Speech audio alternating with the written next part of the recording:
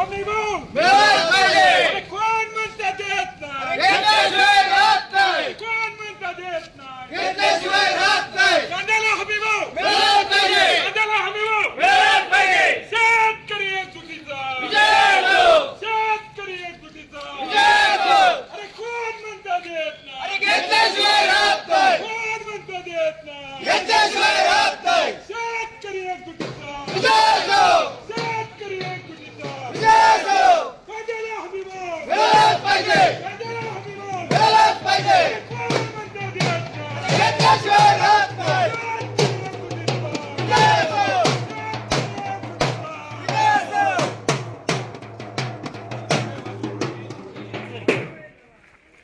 कांद्याला हमी भाव मिळालाच पाहिजे. शेतकरी एकजुटीचा विजय असो. कांद्याला हमी भाव मिळालाच पाहिजे. शेतकरी एकजुटीचा विजय असो. कोण म्हणता देत नाही, घेतल्याशिवाय राहत नाही. शेतकरी एकजुटीचा विजय असो. काय चाललेत बेटा आता?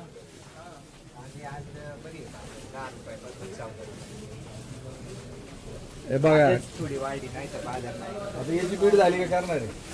ती झाली काय भाव झाली? 120. 120 रुपये. आता तुमच्या माहिती करता केंद्राने 12 रुपये 35 पैशांनी कांदा घ्यायचं ठरवलेलं होतं. कोणाचा शेतकरी तर कांद्यावाले कोण आहे? इथं कांद्यावाला कोण आहे? हे कोणाचं आहे? याचं शेतकरी पुढे या दादा. इथलं कोण आहे? शेतकरी कुठे आहे? इकडं आहे का कांद्यावाले का नाही? जोपर्यंत कांदा 20 रुपयाच्या पुढे खरेदी केला जात नाही तोपर्यंत शेतकरी या ठिकाणी लिलाव होऊन देणार नाही. आज 12 रुपये 35 पैशांनी कोणाचा कांदा घेतला नाही. रात्री केंद्राने एक पत्र काढलं, आलं असेल ना तुमच्याकडे? मीडियावाल्यांच्या पुढे आलेले का नाही कोणाचे?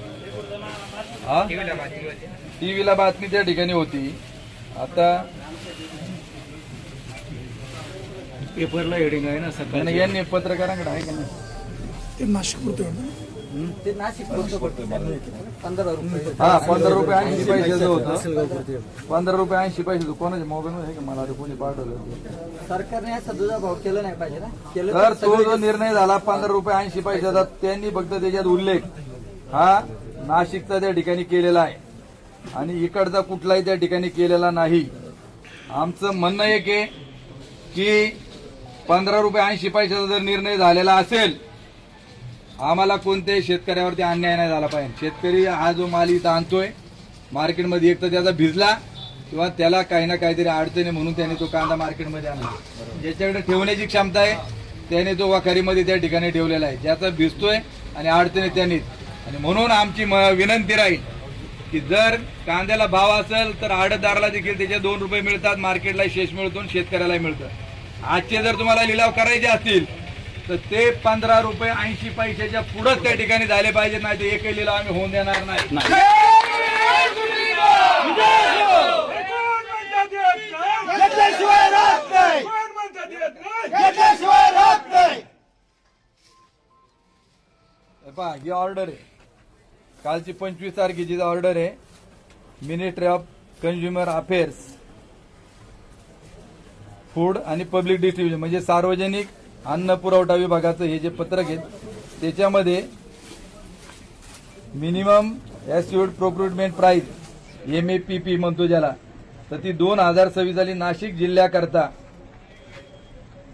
26 पासून आजपासून ती लागू केलेली आणि ती 15 रुपये 1580 रुपये प्रति क्विंटल प्रमाणे हे गेले. मग तुम्ही एका जिल्ह्याला त्या ठिकाणी देतात, पुणे जिल्ह्यातल्या शेतकऱ्याला काय कांदा उत्पादक नाही का? जर तुम्हाला जर नाफेड मार्फत खरेदी करायची असेल किंवा हमी भाव द्यायचा असेल तर तो सगळ्यात सर्रास पाहिजे. आमची मागणी ही किमान 20 रुपयात मिळाली पाहिजे. आम्ही आंदोलन करण्याचं ठरवलेलं आहे. आम्ही सत्ताधारी आमदार, खासदार, मंत्री यांना फिरू देणार नाही, त्यांच्या पुढे आंदोलन करणार. आणि आज कुठल्याही परिस्थितीमध्ये कांद्याचे लिलाव जर तुम्हाला व्यापाऱ्यांना करायचे असतील तर 15 रुपये 80 पैशाच्या पुढेच बोली त्या ठिकाणी लावायची, नाही तर आम्ही लिलाव होऊन देणार नाही. आम्ही बंद पाडणार म्हणजे पाडणार. शेतकरी एकजुटीचा तो आता लिलाव काय भाव झाले? कांदे आज 10 रुपयापासून 14 रुपयापर्यंत. मग तुम्ही आता हा जो कांदा झाला याचं सांगा ना. आता हे चांगला एवढा कांदा आहे, एवढा चांगला कांदा आहे, सुपर कांदा आहे. कोण आहे कांद्यावाला? अरे कांदावाला कोण आहे? शेतकरी आले का नाही आले? कांदावाला कोण आहे? शेतकरी कुठे आहे? वकलावाला. 132 कोण आहे? तुमचा आहे? मी नव्हतो इथे. नाही, एवढा सुपर कांदा.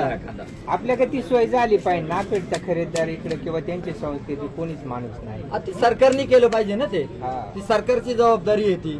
सरकार तिकडे एक इथं काही बाजार देते, पत्रकार आहे, इकडे- त्यांनी असं त्यांच्या मार्फत तो संदेश पोहोचवला पाहिजे. आडतदार तुम्ही का फक्त तुम्ही परमेश्वर दिली पुढे ये. मग आता आडत बंद म्हणजे आता लिलाव बंद हा.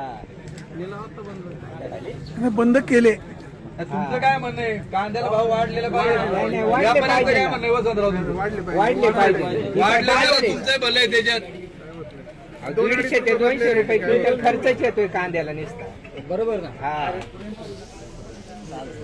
व्यापारी असतो आम्ही शेतकरी आहेत ना. तुम्ही सांगा ना याच्यात काय परवडणार आहे शेतकऱ्याला? भांडवल तरी मग आता तुम्ही लिलाव हे सगळे गेले चालू ठेवणार का बंद ठेवणार? नाही, आता बंद होणार. लिलाव करणार नाही. 24-27 रुपयाला आपण यांचा आता जोड पिशवी 9 रुपयाची 22 रुपयाला झाली आता. अगेन्स्ट नाहीत ना. इथं बीटला कांदे कोणा भरायचे? हातवर करा बरं. मग तुम्ही काय बोलत नाही? काय काय तुम्हाला तुमचं काय? इकडे काय तुम्ही पुढे त्यांचे बीटला आहेत.